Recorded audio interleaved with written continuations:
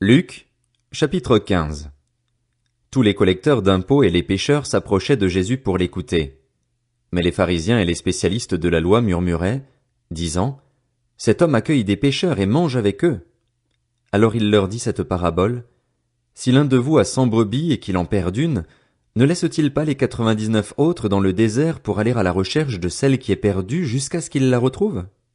Lorsqu'il l'a retrouvée, il la met avec joie sur ses épaules et, de retour à la maison, il appelle ses amis et ses voisins et leur dit, « Réjouissez-vous avec moi, car j'ai retrouvé ma brebis qui était perdue. » De même, je vous le dis, il y aura plus de joie dans le ciel pour un seul pécheur qui se repent que pour 99 justes qui n'ont pas besoin de changer d'attitude.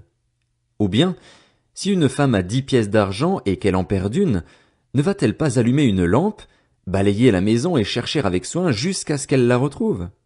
Lorsqu'elle l'a retrouvée, elle appelle ses amis et ses voisines et dit, « Réjouissez-vous avec moi, car j'ai retrouvé la pièce que j'avais perdue. » De même, je vous le dis, il y a de la joie parmi les anges de Dieu pour un seul pécheur qui se repent. Il dit encore, un homme avait 2 fils. Le plus jeune dit à son père, « Mon père, donne-moi la part de l'héritage qui doit me revenir. » Le père leur partagea alors ses biens.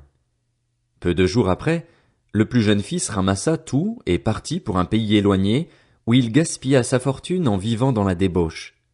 Alors qu'il avait tout dépensé, une importante famine survint dans ce pays et il commença à se trouver dans le besoin. Il alla se mettre au service d'un des habitants du pays, qu'il envoya dans ses champs garder les porcs.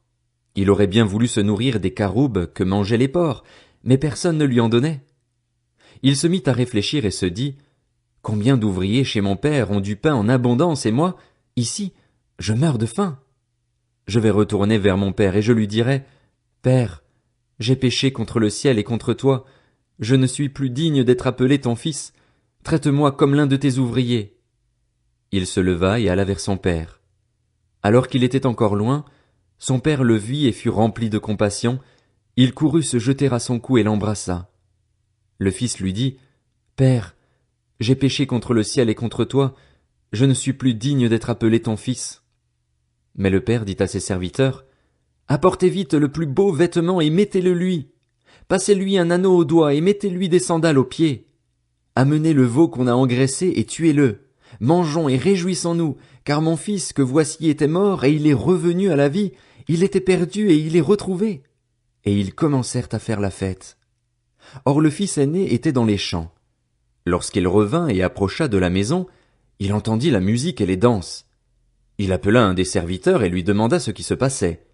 Le serviteur lui dit, « Ton frère est de retour et ton père a tué le veau engraissé parce qu'il l'a retrouvé en bonne santé. » Le fils aîné se mit en colère et il ne voulait pas entrer.